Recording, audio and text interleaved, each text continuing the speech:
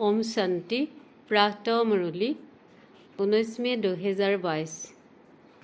मीठे बच्चे, इस समय इस भारत को श्रीमत की दरकार है। श्रीमत से ही कोरी जैसा भारत हीरे जैसा बनेगा।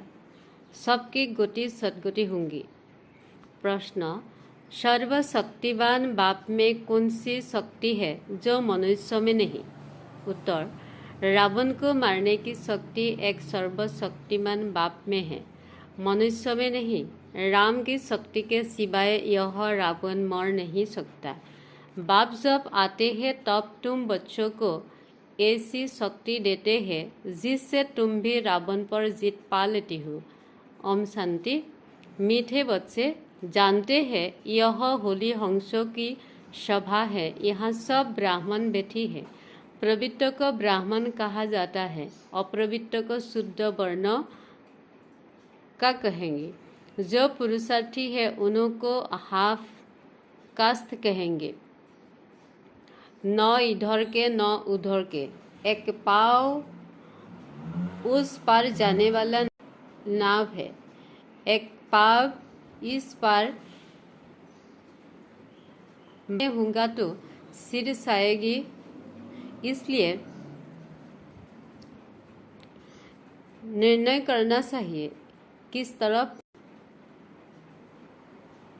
जाबे। अगर कोई असुर बैठे होंगी तो विघ्न डालेंगी। यह कौन समझाते हैं? शिव बाबा। शिव के लिए ही बाबा अक्षर मुख से निकलता है। शिव बाबा ही जोली भरने वाला है। बाप से जरूर वर्षा मिलेगा। शिव के कितने अथाह मंदिर है, वह भी है निराकार विश्व का रसोईता। विश्व में लक्ष्मी नारायण का राज्य था तो जरूर बाप से वर्षा मिला होगा। अभी तुम शूद्र से ब्राह्मण बनी हो। शूद्र है पत्थर बुद्धि, लक्ष्मी नारायण तो पारस बुद्धि थे ना। माया से बुद्धि मारी जाती है। माया का नाम भारत में मजदूर है। इस समय माया रावण का राज्य है, अर्थात रावण संप्रदाय है, इसलिए रावण को मारते हैं।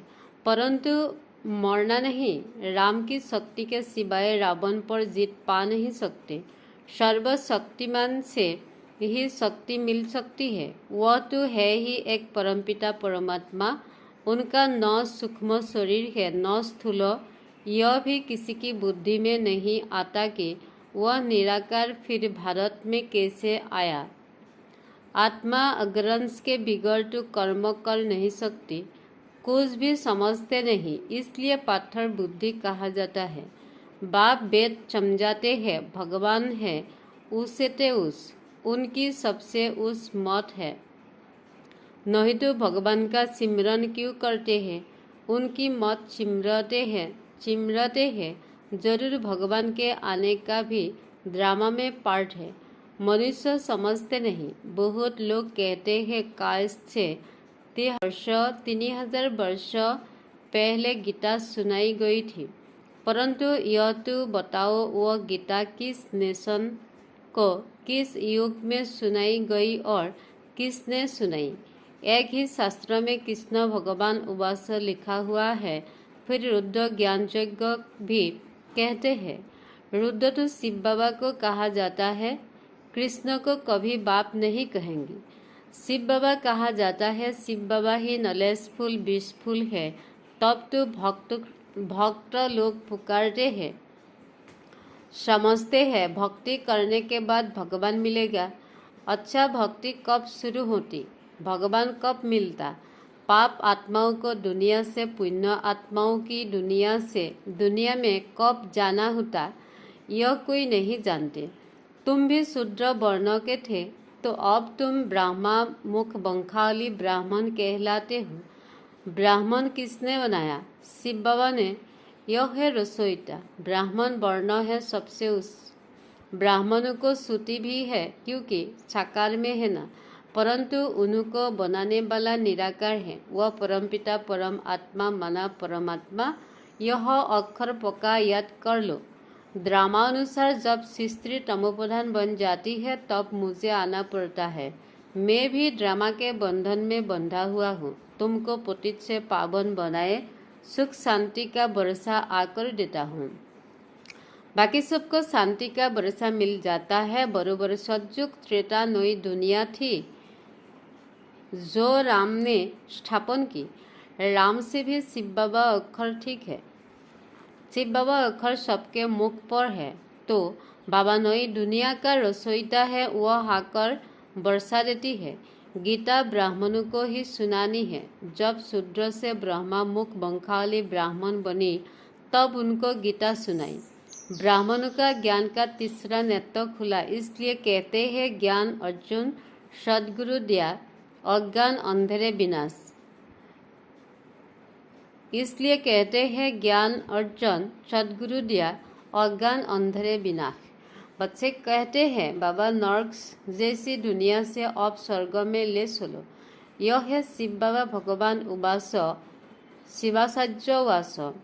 शिवाचार्य बेहद का संन्यास सिखलाते हैं।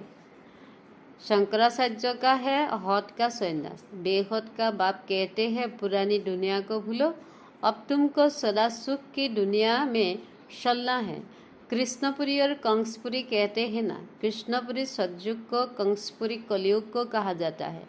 दोनों इकट्ठे हो न सके। सतयुग में फिर कंस कहाँ से आया? बुद्धि से काम लेना चाहिए ना। अब बाप खुद आया है स्वर्ग का अर्थात सुख देने। बाबा कहते हैं इस अंतिम जन्म में जो पढ़े वह पढ़े, फिर तो राजा स्थापन हो जाती है। बाप ही आकर शुद्ध से ब्राह्मण से देवता बनाते हैं। वह लोग हिंदू को क्रिश्चियन या बौद्ध बनाएगी। परंतु यह कभी सुना कि शुद्ध वर्ण को ब्राह्मण वर्ण बनाया? यह तो शिव बाबा का ही काम है। वह ही ब्राह्मणों को फिर देवता बनाते हैं। हर एक अपने से पूछे कि हम पहले किस धर्म में और किस वर्ण के थे। गुरु कौन था? शास्त्र कौन सा पढ़ते थे? गुरु से क्या मंत्र मिला? फिर कब से शिव बाबा ने ब्रह्मा द्वारा ब्राह्मण वर्ण में लाया? यह हर एक से लिखाना चाहिए। अब तुम बच्चों को तो बाप कहते हैं मुझे याद करो, माया रावण ने तुम्हारी क्या दुर्दशा कर दी। अब तुम बनी हो ब्राह्मण संप्रदाय, फिर देवी संप्रदाय बनना है। उन्होंने निराकार परमपिता परमात्मा ने कन्वर्ट किया है। बच्चों को हर एक से लिखाना चाहिए कि किस धर्म के थे। किसी को पूछते थे गुरु क्या है या नहीं, फिर ब्राह्मण वर्ण में कौन ले आया। यह बाबा भी लिखेंगे कि हम हिंदू धर्म के कहलाते थे। गुरु बहुत किए, शास्त्र बहुत पढ़े। सिख धर्म वाले कहेंगे हम सिख धर्म के हैं। सिर्फ भारतवासियों को अपने देवी देवता धर्म का पता नहीं है। ऐसे नहीं कि सिख धर्म वाले अपने को देवता कहलाएंगे। हर एक अपने को अपने धर्म वाला ही कहलाएंगे। अब बाप कहते हैं जो शिव के भक्त हुआ, शिव की रचना देवी देवताओं के भक्त होंगे, उनको सुनाना है। वह अच्छी रीति सुनेंगे। सतयुग त्रेता में बरोबर सूर्यवंशी चंद्रवंशी थे, जिन्हों के चित्र भी है।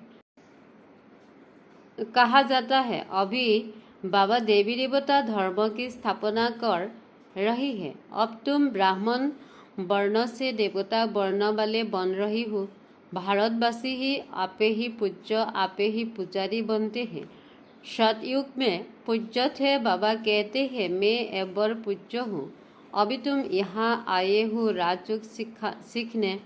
भविष्य एक जन्म के लिए शिव बाबा से वर्षा लेनी, तो फॉलो करना चाहिए। जब तक तुम ब्रह्मा वंशी नहीं बनेगी तो ब्राह्मण कैसे कहलाएंगी। अच्छा, आज भोग है, ब्राह्मणों को खिलाने की भी रस्म पड़ी हुई है। वाकई ज्ञान का इसमें तिलक नहीं है।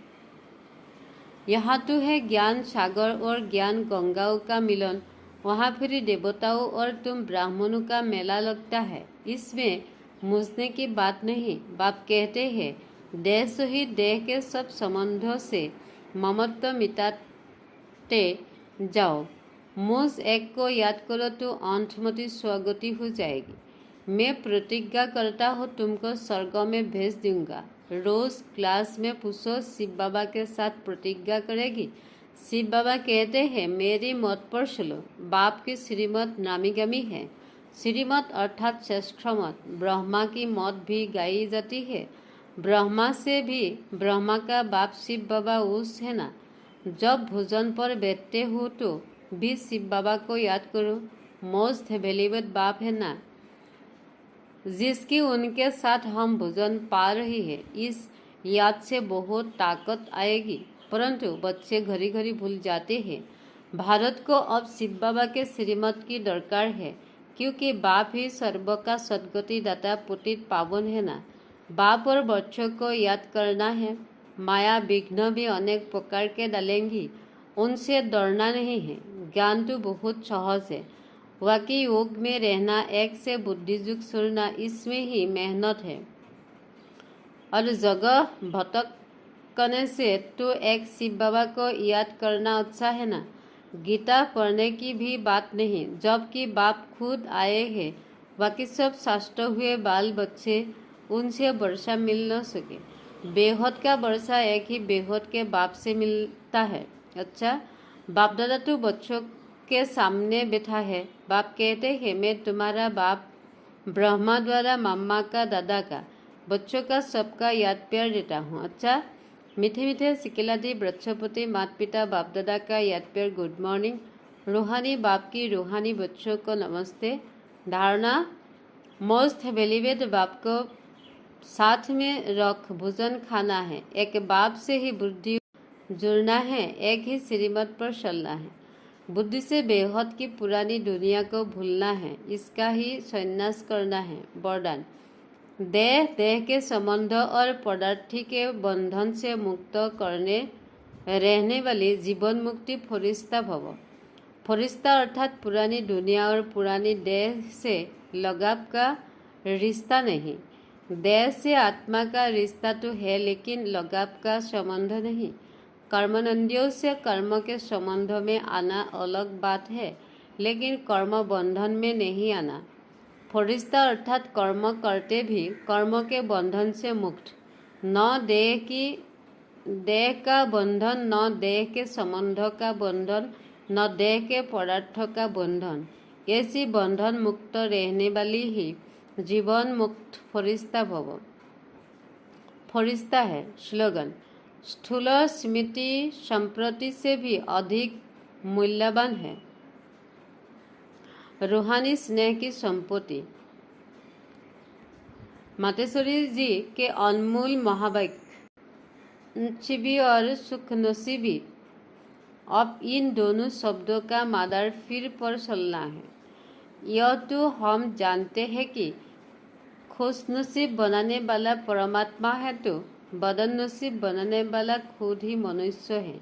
जब मनुष्य सर्वदा खुशी है तो उनकी अच्छी किस्मत कहती है, और जब मनुष्य अपने को दुखी समझते हैं तो वह अपने को बदनसीब समझते हैं। हम इसे नहीं कहेंगे कि बदनसीबी व खुशनसीबी कोई परमात्मा द्वारा मिलती है, नहीं। तकदीर को बिगाड़ना व बनाना, यह सब कर्म के ऊपर ही मदर है। यह सब मनुष्य के संस्कारों के ऊपर ही है। फिर जैसे पाप और पुण्य का संस्कार भरना है, ऐसे तकदीर बनती है, परंतु मनुष्य इस राज न जानने के कारण परमात्मा के ऊपर दोष रखते हैं। अब देखो, मनुष्य अपने को सुखी रखने के लिए कितनी माया के तरीके निकलते हैं। फिर उसी माया से कोई अपने को खुशी समझते हैं, और कोई फिर उसी माया का संन्यास कर माया को छोड़ने से अपने को खुशी समझते हैं। मतलब तो कोई प्रकार के प्रयत्न करती है, परंतु इतनी तरीके करती है भी रिजल्ट दुख के तरफ जा रही है। जब सृष्टि पर भारी दुख होता है, तब उसी समय स्वयं परमात्मा आए गुप्त रूप में अपने ईश्वरीय योग पावर से देवी सृष्टि की स्थापना कराए। सभी मनुष्य आत्मा को किस्मत बनाने। मनुष्य गाते हैं, तुम माता पिता हम बालक तेरी, तुम्हारी कृपा से सुख घनेरे। अब यह महिमा किसके लिए गाई हुई है? अवश्य परमात्मा के लिए गायन है, क्योंकि परमात्मा खुद माता पिता रूप में आए इस सृष्टि को अपार सुख देता है। परमात्मा ने जरूर कभी तो सुख की दृष्टि बनाई है, तभी तो उनको माता पिता कहकर बुलाते हैं। परंतु मनुष्य को यह पता ही नहीं कि सुख क्या चीज है। जब इस सृष्टि पर अपार सुख थे तब शांति भी थी, परंतु अब तो सुख नहीं है। अब मनुष्य के अंदर यह जानना उतरती है कि वह सुख हमें चाहिए। फिर कोई धन पदार्थ मांगते हैं, कोई बच्चे मांगते हैं, कोई तो फिर ऐसे भी मांगते हैं कि हम पवित्रता नारी बने। जब तक मेरा पति जिंदा है हम दुहागिन न बने तो जाता तो चुपकी ही रहती है ना। तो परमात्मा भी कोई समय नहीं उन्होंने आशा अवश्य पूर्ण करेगी। शत्रु के समय जब सृष्टि पर स्वर्ग है तो वहाँ सदा सुख है, जहाँ स्त्री कभी दुहागिन नहीं बनेगी। तो वह आशा सतयुग में पूर्ण होती है, जहाँ अपार सुख है। बाकी तो इस समय है ही कलयुग। इस समय तो मनुष्य दुख ही दुख भुगते हैं। दुखी मनुष्य फिर कह देती है कि प्रभु का भाना मीठा करके भोगना है, परंतु वह कभी किसी को दुख नहीं दे सकते। वह हमारे सारे कर्मों का खाता सुख कराते हैं। तो भी हम कहते हैं तुम माता पिता बालक तेरी।